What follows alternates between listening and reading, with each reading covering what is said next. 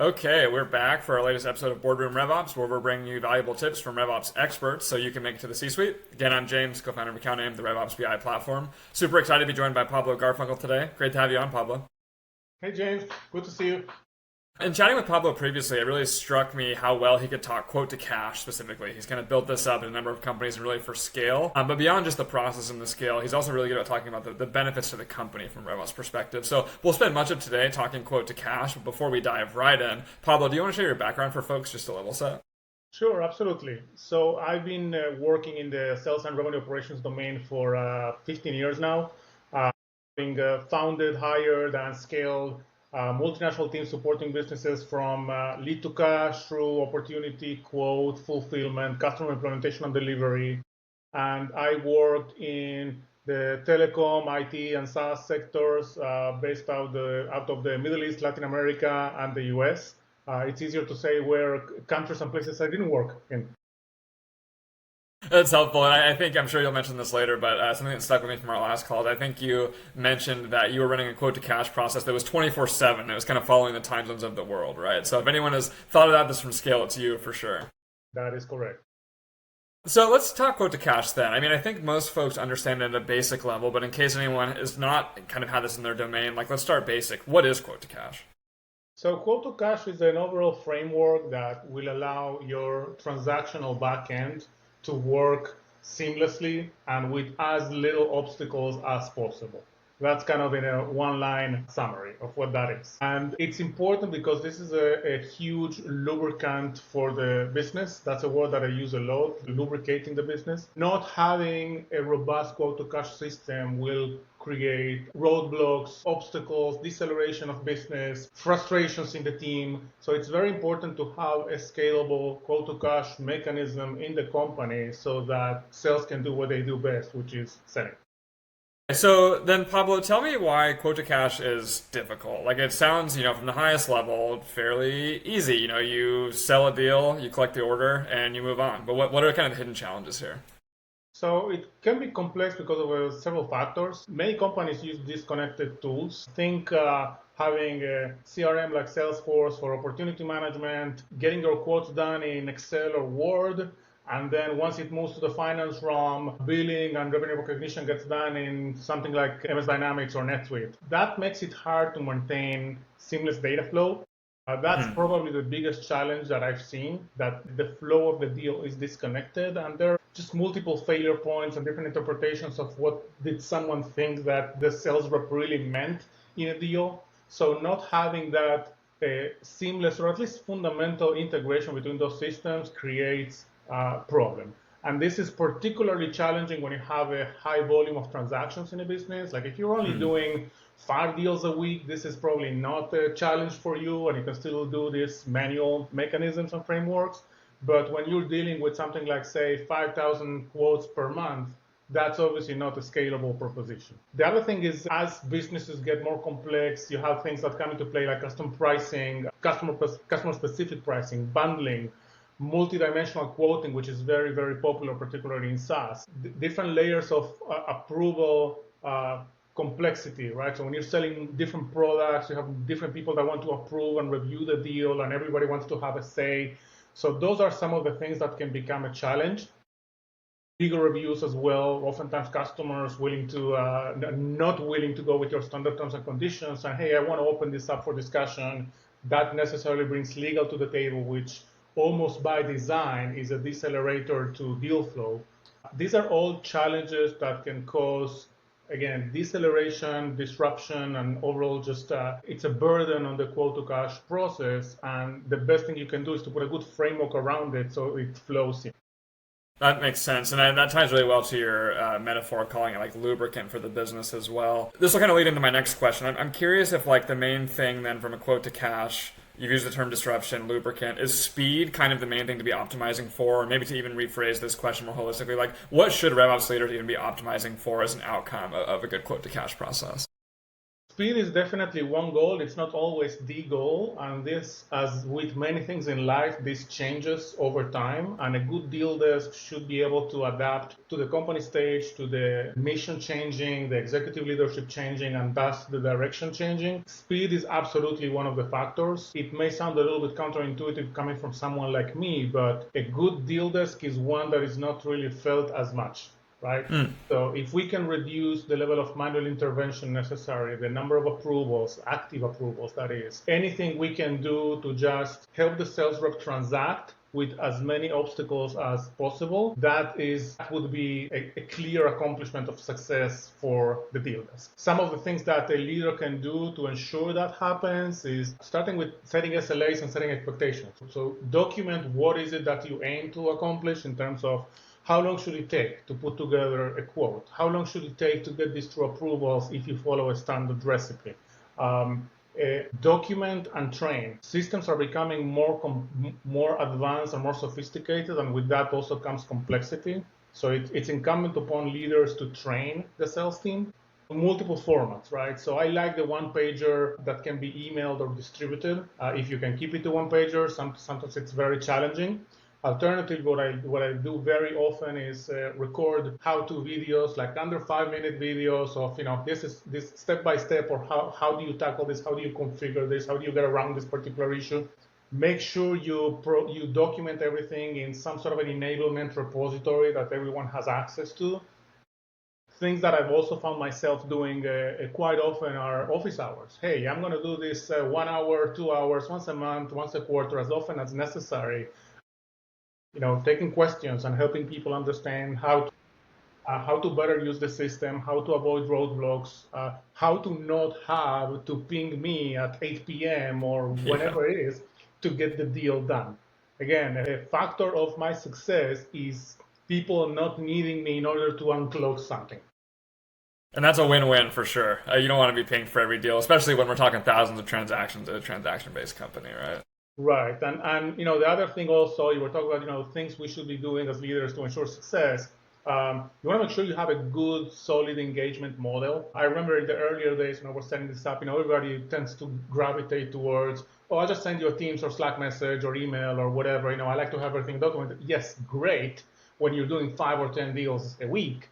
Not great when you're doing like 5,000 quotes a month, and this becomes obviously a non-scalable scenario, and the team needs to get larger. So it's important to have a clear engagement model. Again, going back to setting expectations.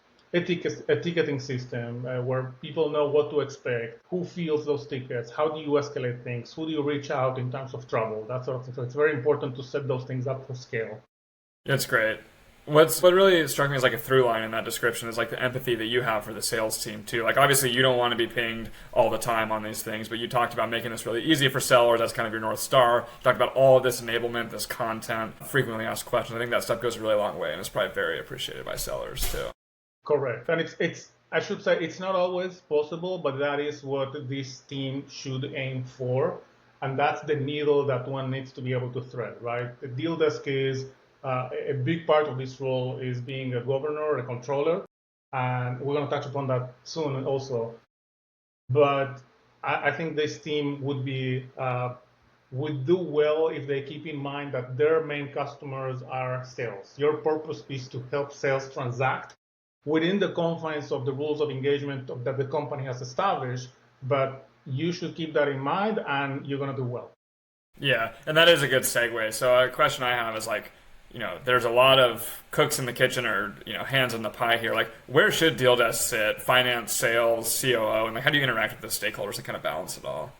So at the risk of sounding repetitive, this can and will change over time and depending on stage. But I find that a deal desk under the realm of sales, the CRO, head of sales, will obviously be better aligned with sales. It's usually more conducive to obstacle removal, acceleration, lubrication, all of those words that I've been using a lot. And that would be my starting point, right? So put it in a place where it can help sales the most. As the company matures or as this activity scales, right? So in one of those companies, for example, just the level of activity and the volume was such that it just becomes a distraction for the head of sales to be bogged down.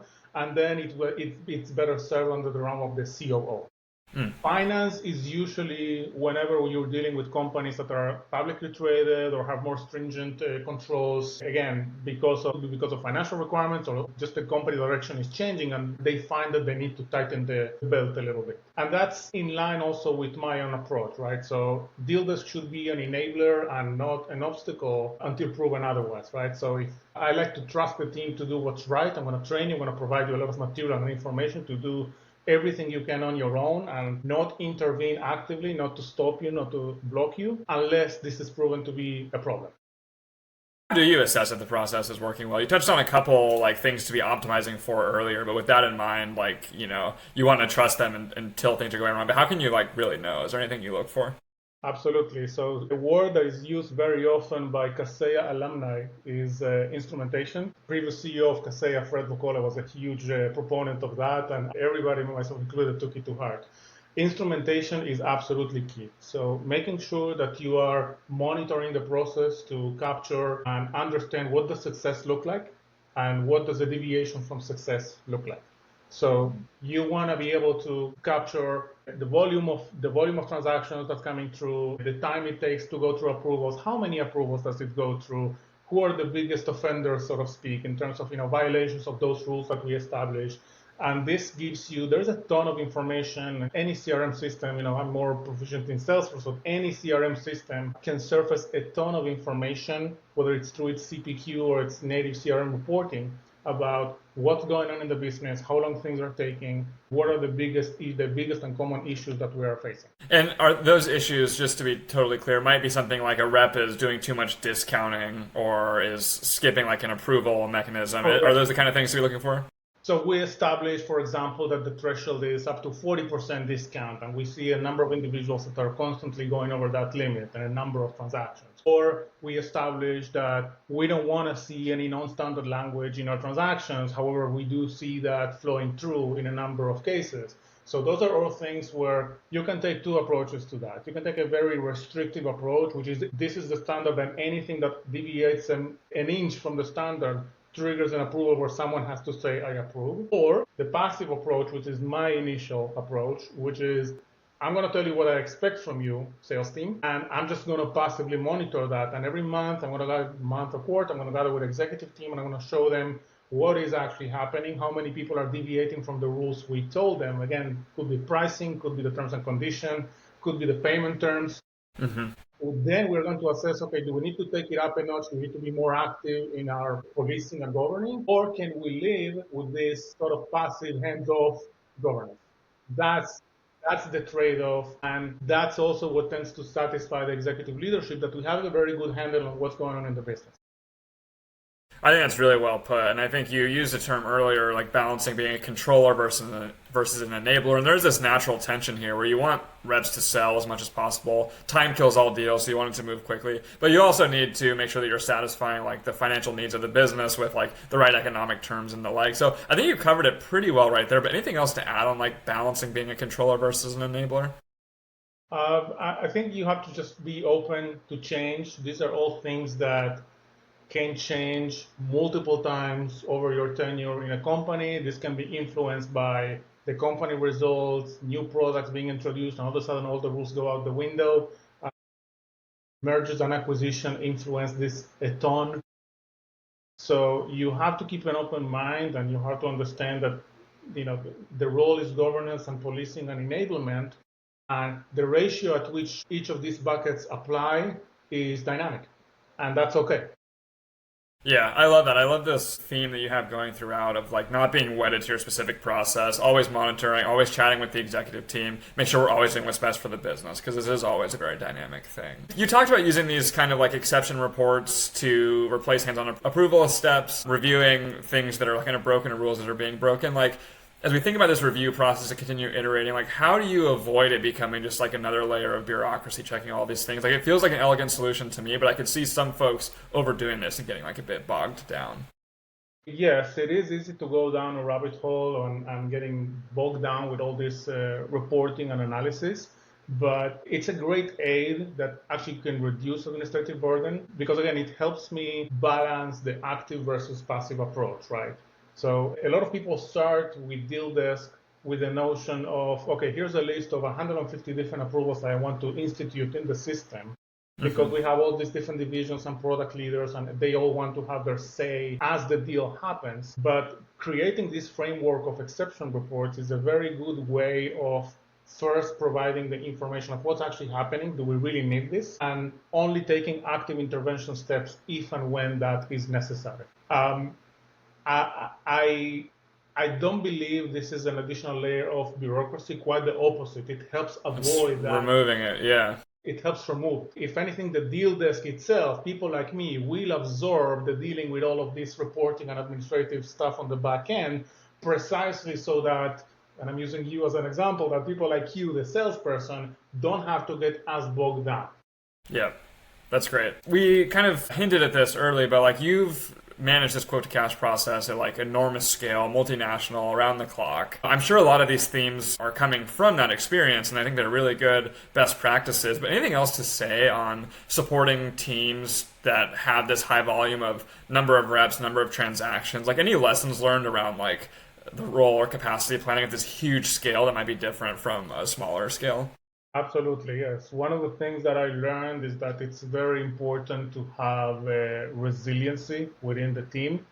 So again, I found myself having to staff 24/5, sometimes 24/7, because of the multiple time zones that I supported, which obviously that meant multiple countries and cultures and people. It's important to have resiliency, to have a backup plan, and not to have centralized knowledge in only one person in one particular time slot, because otherwise this can break down very easily, especially as you have a worldwide coverage company and really you are at the center of the transactional hub. And the way that I do that is literally by planning the heck out of this. So not just planning shifts of who's working when, but making sure that I understand what are the strengths and weaknesses of the team, of the individuals, right? So I have a guy who is a rock star in one particular subject domain. How do we get some of that knowledge spread out elsewhere? And this is just an issue of, the guy who wins the lottery tomorrow, he wants to move on. We want to be in a place where we are not as susceptible to get hit if we have shifts within the team. Again, people move on from their position within the company or outside the company, things change, and you want to make sure that you have a good coverage. People know everything that there is to know, and it's all very well documented. So one of the things that I would do with my team is constant training.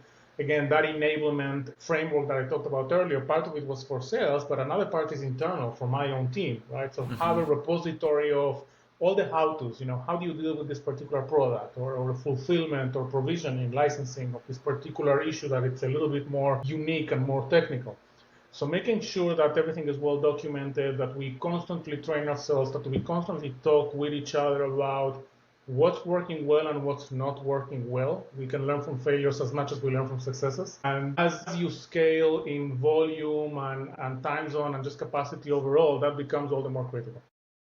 That's so great to hear that. I feel like you've really encapsulated, like, I often ask people their definition for RevOps, and, I get 20 different answers from 20 different people, but one of the more common responses is, like, it's the people, the process, and the tools that drives the revenue system. I feel like you've taken this mindset specifically to quote to cash. You talked about role planning, you definitely talked about process, you talked a lot about enablement, so I think it's really great that, like, I think some folks will view this as just one job to be done, but you really do need to think about all of these things at once. How about on the tools front? I know we didn't talk about this much in the past, but, like, do you have a couple tools that you think are super vital to doing all of this effectively, or have you kind of like just built this homegrown, Salesforce?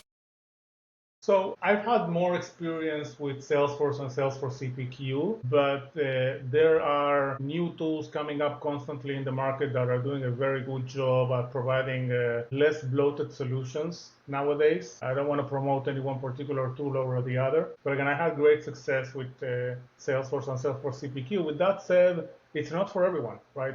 The analogy that I had once is it's like although Salesforce CPQ announced that they're no longer selling it, so everyone is now jumping on that bandwagon, but CPQ tools are like a Ferrari, right? So it can be a very advanced and complex machine. It's not always the necessary tool. And if you go into a CPQ system, you're going to understand that, there's a set of administrative burdens that come along with it.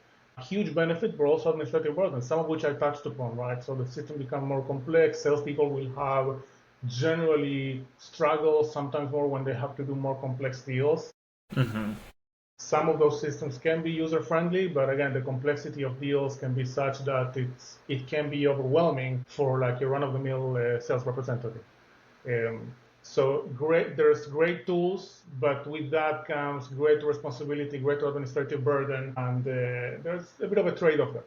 Yeah, makes sense. One last bonus question for you. It can be directly related to quote to cash. It can be more general for you, but a lot of what you described here requires a lot of change management, especially with your point you made a couple times around this stuff evolves over time as the business evolves. Like, change management to me is maybe the hardest thing in RevOps and, working in tech companies generally. Like, how do you drive change in a big sales org? You mentioned the enablement piece a lot, which I assume is a huge pillar of this, but any other tips on like driving change? Yeah, absolutely. I think the first one is make sure you have executive alignment, right? Don't go into any crazy initiative before you have mutual understanding and alignment with the executive team that this is something that is actually needed. The urgency is well articulated and you're clear about what you're trying to accomplish. I would say that you have to keep in mind the what's in it for me mindset, right? So when you drive change, it's very easy, especially for people in my domain, it's very easy to say, oh, I want to do this because there's a new shiny object in this particular CPQ or Salesforce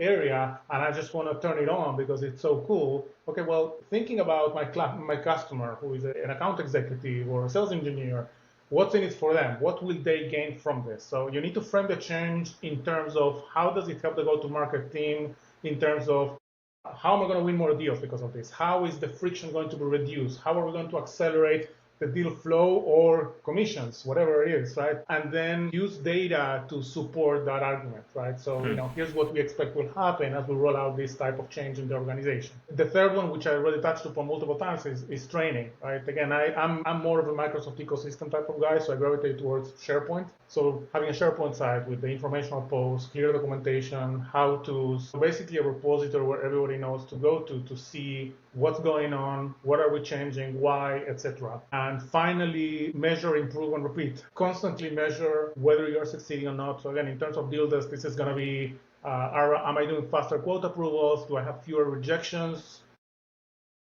Are people using the tool more? Or one specific thing that I tracked in my organization was, are we having a shift from people leaning so heavily on the deal desk to actually provide this service of creating quotes, or are people doing it more by themselves? That was also a measure of success. And iterate based on real world usage, right? What's happening, and be willing to change if things are not working well. Yeah, well said. I think it's so important for RevOps to measure themselves. They spend so much time measuring other teams. Sometimes folks forget to look inward and keep themselves accountable too. Pablo, sadly we're at time. This is awesome. Really appreciate the deep dive into quote to cash. I continue to be impressed by your learnings and knowledge on that topic. So yeah, thanks a lot for spending some time with us today. It's great. Thank you for having me, James. Of course.